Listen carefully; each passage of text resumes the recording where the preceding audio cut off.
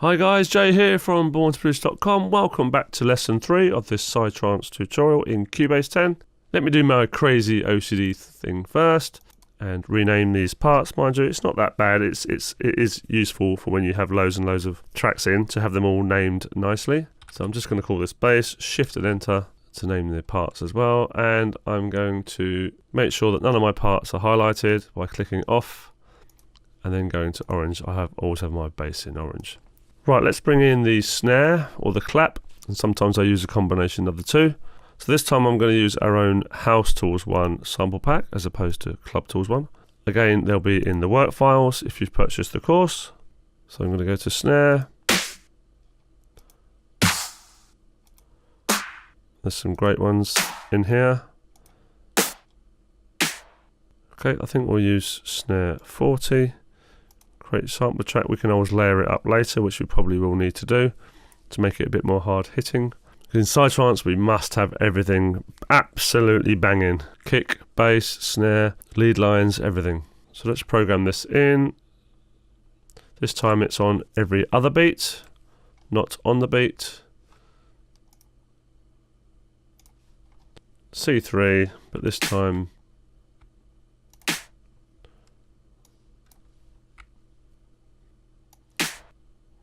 on the second and fourth beats. By the way, shift and up or down on your mouse scroll wheel scrolls from left to right. That's fine, duplicate that over. Just bring the volume down here. You can do it here as well. As long as you've got the track highlighted, you can come to audio fader and down. You can also do it up here, but it's a lot more fiddly up there.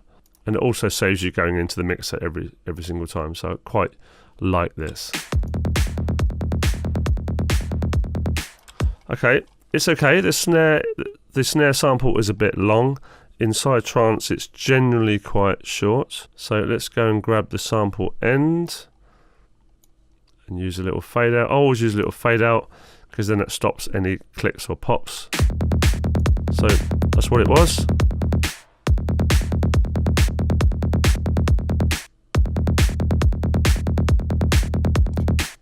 So we'll try there. What we need is a little bit of reverb as well. Now, rather than me coming into hit every single channel, every single element that I want reverb on and adding a reverb in the inserts, I mean, we could end up with 20, 30 or more reverbs, which is going to kill your computer. So the best thing to do is set up an effects channel, and I'll show you how to do that now. You can either right click here and add effects track, or you can come to plus and choose effects track here. Or in Cubase 10, you can just drag in an effect from the right hand side. Come to media and then go back and come to VST instruments. Actually, that's where all your synths are. What we want is VST effects. And to keep this simple and elements users friendly, I'm just going to use RoomWorks, and I'm going to use RoomWorks SE, so the really basic version. And I'm just going to drag this in, and Cubase automatically sets up an effects channel for you. And sets, well, you need to set the mix to 100% actually. I'll explain that in a second. What I'm going to do is do a short reverb and a long reverb. So maybe 1.5 seconds for that one. I'm not going to mess around with anything else at the moment. Let's name this reverb short. And I'm going to do another one. I'll do a different method this time. Right click, add effects track. Let's go choose RoomWorks SE, so we'll have the same one. Obviously feel free to use a better reverb or a reverb of your choice, but I'm just doing this to keep this tutorial accessible to more people. We want this stereo, and I'm going to call this reverb long. And I'm going to put the mix up to 100, and let's put the reverb time up to something a lot greater. Let's say 4 seconds.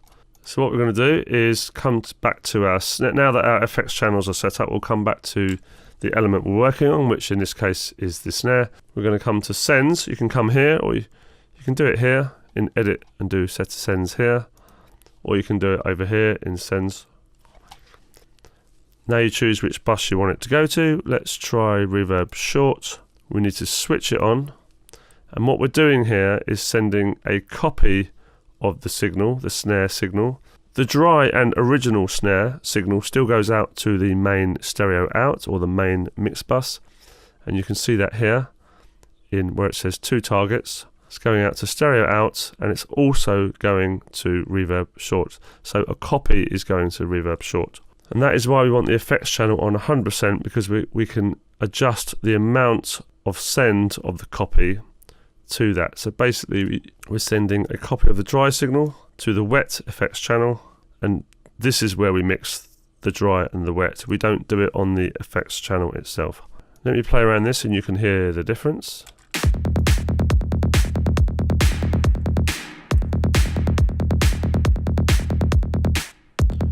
Now let's just take out some of that low end. For 2 reasons. It will stop the low end going to the reverb, and generally speaking you don't want too much low end frequency on your reverbs, because the low end of your entire mix will then get a little bit messy and start messing with your bass and kick. And that's the other reason why I would take out the low end anyway, is so it doesn't mess with your kick and your bass. The low end is a very sensitive area, let's say, and it's something that you can get wrong quite easily.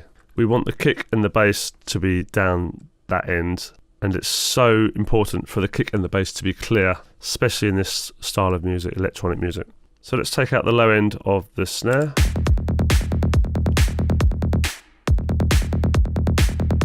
And you can see there is some information there.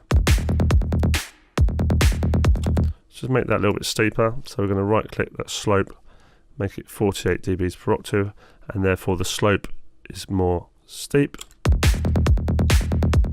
But don't do it too much like that, where you're missing half of the snare information. And obviously it sounds a bit thin.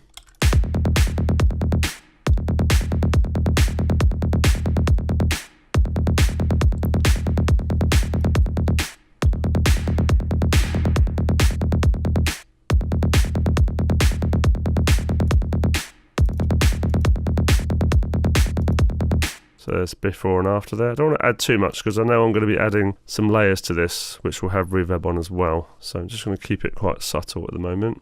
Okay, so it's sounding okay.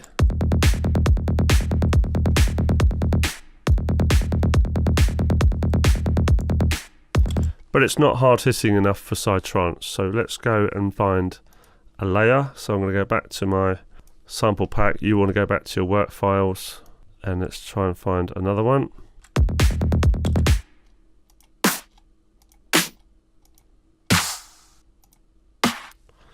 I'm going to choose O2 because it's got a little bit more of body in it. So I'm just going to create sampler track again, drag it above the effects channels. What we can do is just highlight these ones here, because the information within them is exactly what I need. A C3 note on every other note. Copy them down, hold Alt, click and drag down. So now we should have 2 snares playing together. Just take this down a little bit. So that's the original snare. And that's the 2 playing together. So again, we need to do the EQ.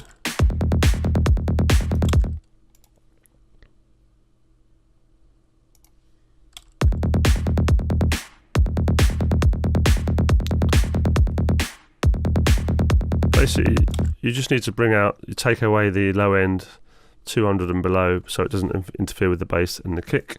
You may want to add a little bit of reverb on this as well. Probably, oh, press the wrong one there. I think I'm going to go with short. We don't really want a long reverb on the snares in Psytrance. They're generally quite short.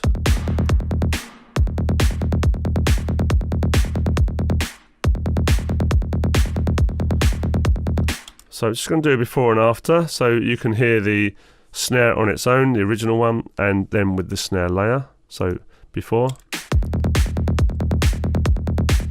after,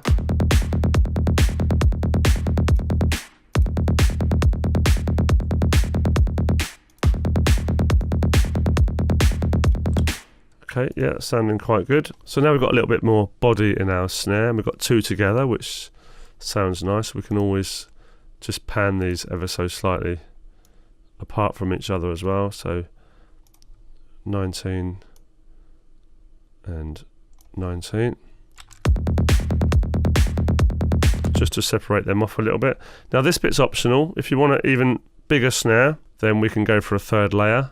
Just be careful that you're not making the sound worse, because it's not just a case of the more layers you add, the bigger and fatter it is. You've got to have sounds that work together as well, and you may need to EQ the layers as well so they don't conflict with each other and you just start getting phase cancellation and all of that. So I'm going to go into our percussion samples and just see if there's anything that I can hear that might work.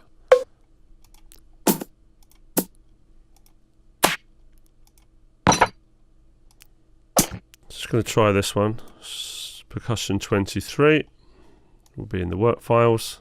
Again, we can copy this down.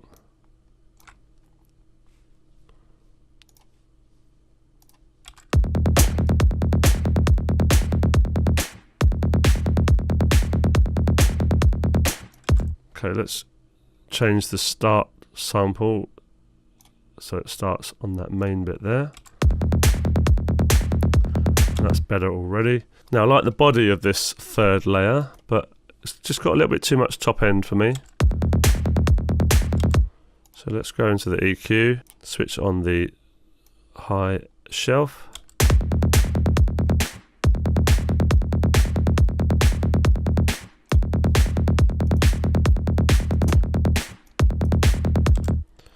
Take out the low end like we always do as well. About 200 and below.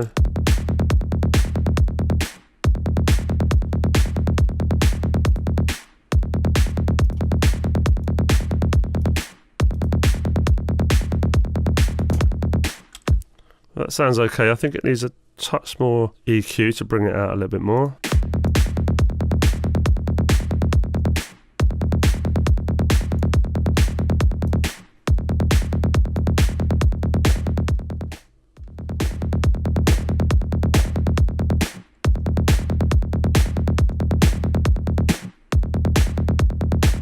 No, I think that's actually okay as it is. So let's just mix it in. So bring it all the way down to the bottom and mix in the third layer to taste.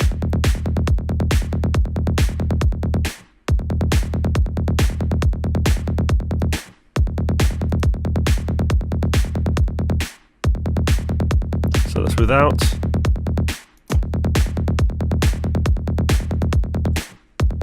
And again, it's just giving it a little bit more body and oomph.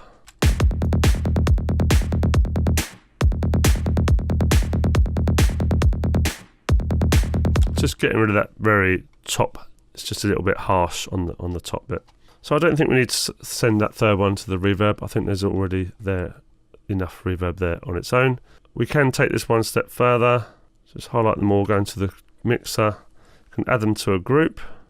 So you can see they're all highlighted here. If they're not, just click on one of them, click Shift, and click on the other one, and it will highlight them all. Now right click and add to group. So add group channel to selected channels. Stereo out. Let's call this snare group, or GRP is how I do it. So we've got them all running through this one channel here. Now we can add I just want to try see what happens when I add a tiny bit of distortion. So I'm going to go to Quadrafuzz. If you haven't got Quadrafuzz, then just use the standard distortion plugin that comes with Cubase. And I'm just going to use a tiny little bit of distortion, I think, on the high mids, which is the third section along. And it's this band here between 1.5 and 10k. You can move these bands, of course, like that. With this, you've got tape saturation, which is great, tube saturation, which is great, but distortion you only need a very tiny amount of. I'll show you what I mean.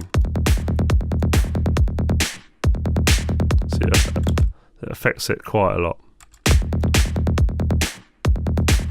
Now you can bring the mix down if you want here, of this particular band.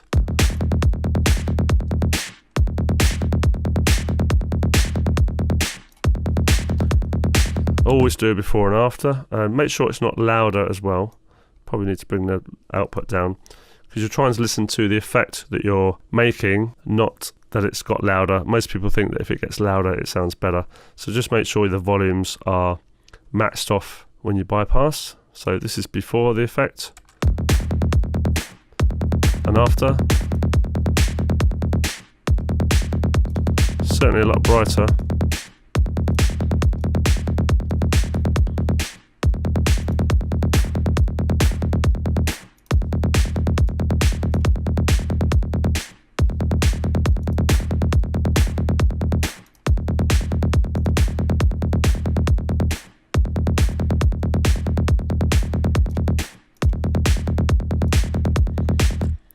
Now to me that sounds like a pretty good Psytrance snare.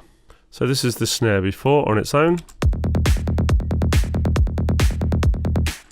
It's okay, but it's not hard hitting enough, so bring in the other two layers and the quadrafuzz.